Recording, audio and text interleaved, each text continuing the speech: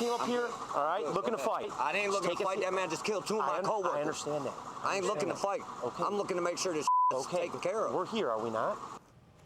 New video of the confrontation that happened after a woman hit 2 construction workers, killing one and injuring the other. Other workers and Good Samaritans chased her down overnight Wednesday, confronting her as police dash cam rolled. Brandon Simmons is here with that and what the driver had to say following this crash. Hey, Brandon. Hi, Sarah. Very sad story. The 31-year-old woman suspected of hitting those workers continued from I-71 to Chipotle, where her boyfriend worked. She was later arrested when her story simply didn't add up. Late Wednesday night, a construction worker, 61-year-old Rafael Solis, was killed on I-71 southbound while working near Snow Road, painting lane lines after a resurfacing project. A second worker also taken to the hospital. The suspected driver who hit them, a 31-year-old woman who left the scene and ended up at a Chipotle where her fiance works. Construction workers chased her there.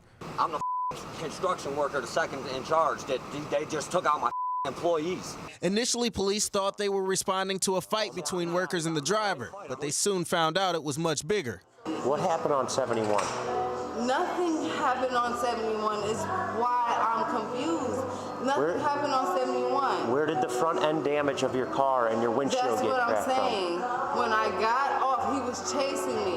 The woman never admits to hitting a person and tries to explain why she left the scene on I-71. So those cones flew over to the side.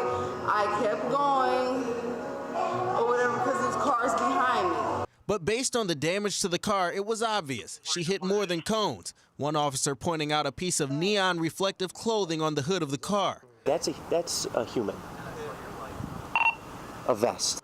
One officer on scene says he smelled alcohol on the driver, and eventually the woman was taken into custody by Brook Park Police for the fatal hit-and-run crash, a crash that police say shouldn't have happened. Construction zones are very well marked, and the approach is labeled well.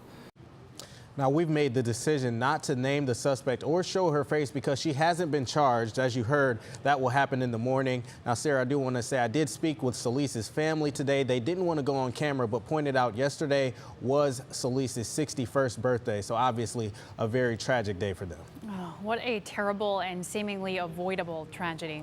All right, Brandon, thank you.